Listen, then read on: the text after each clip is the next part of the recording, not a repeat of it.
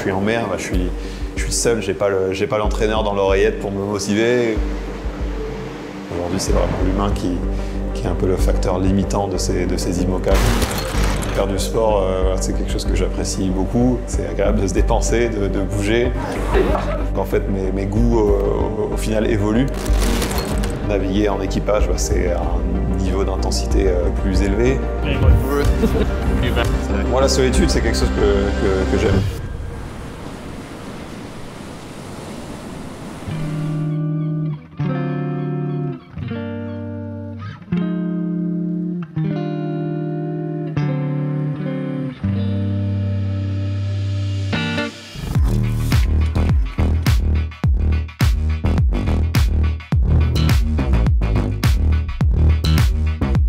J'ai suivi du coup un programme de préparation physique avec l'entraîneur du pôle de Finistère Course au Large, Ronan Martin.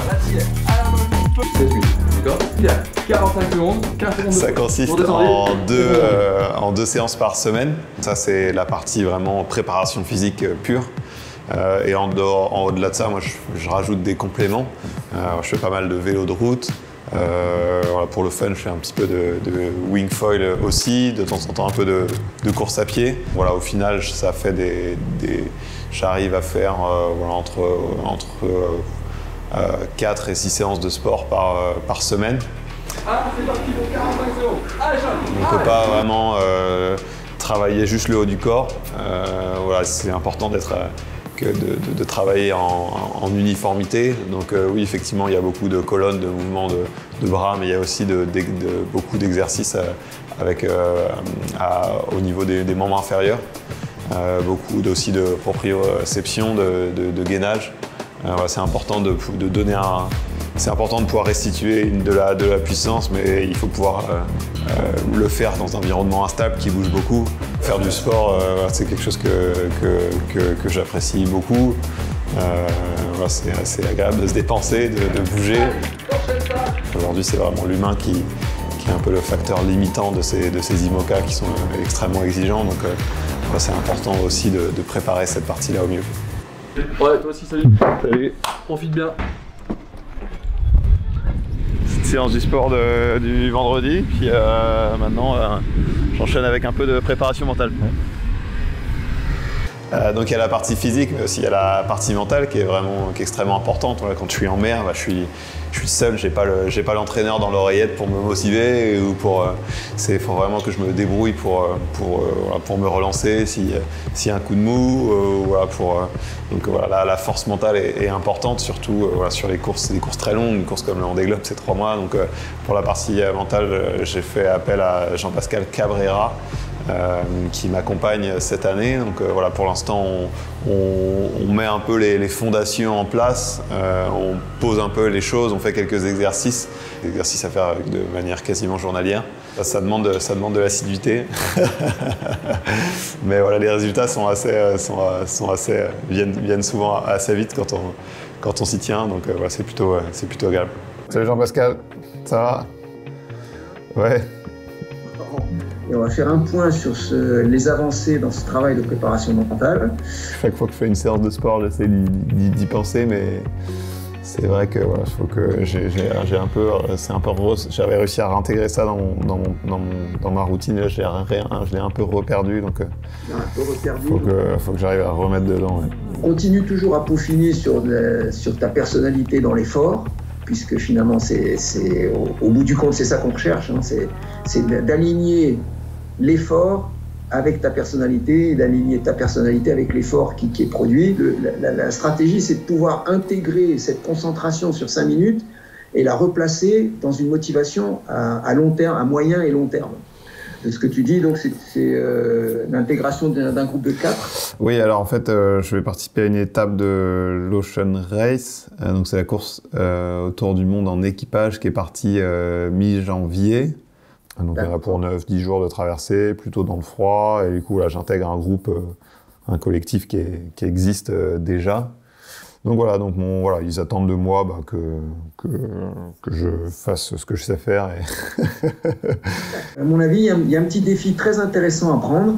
Et pour ça, j'ai préparé une série d'exercices là-dessus. Une petite remise en jambe avant la mise à l'eau de Massif. Ouais. C'est intéressant, ça. Ouais, c'est intéressant. Ouais. Well, you're going to get the IMOCA World Champion in, aren't you? And that's what 11th Hour Racing Team have done here. I'm joined by Charlie Dunham. It's like almost a choreography. Naviguer en équipage, c'est un niveau d'intensité certainement un petit peu plus élevé. C'est le bateau à 100% en permanence, des manœuvres plus rapides.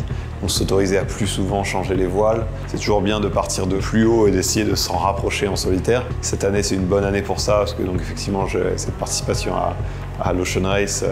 Donc je vais apprendre. Ça va être intéressant de naviguer à ce niveau-là et après de passer en double un peu plus tard dans la saison. Du coup, de naviguer aussi à un rythme plus élevé, de manœuvrer plus souvent. Pour essayer après, quand j'ai repassé en solitaire, de me rapprocher le plus possible de ce niveau d'intensité, de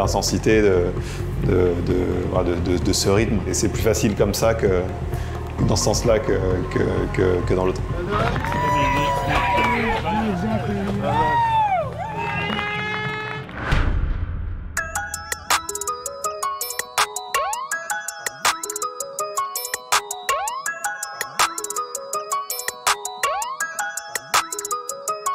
Et il y a aussi l'aspect nutrition qui est extrêmement importante pour moi. Donc on a déjà commencé avec Virginie Offray à travailler sur l'avitaillement du prochain Vendée Globe. Ouais, le goût est important parce que c'est quand même important de manger des choses qui nous plaisent. L'idée c'est de faire des lyophilisés qui soient un petit peu custom, plus naturels. Donc on a fait pas mal d'essais de goût à ce niveau-là. On a préparé pas mal de sachets là, qui vont passer l'été dans un conteneur pour voir comment est-ce que ça vieillit, pour voir s'ils sont comestibles encore au bout de 3 mois au chaud et au froid alterné. C'est avec Virginie que j'avais déjà fait mon avitaillement du Vendée Globe, donc on sait ce qui est revenu, ce que j'ai apprécié.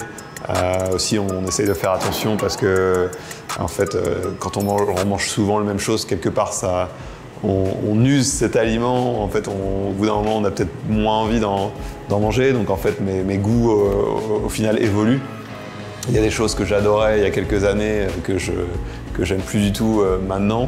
Mais voilà, c'est assez subtil de trouver le bon équilibre et d'avoir un avitaillement à la fois varié mais aussi complet. L'avitaillement est aussi adapté aux zones météo que je traverse. Donc voilà, c'est assez complexe. Voilà. En plus, il n'y a pas vraiment d'épicerie sur le bord de la route. C'est un travail qui est important à faire et à mes yeux, c'est important de le commencer tôt pour que ça soit parfait pour le Vendée Globe.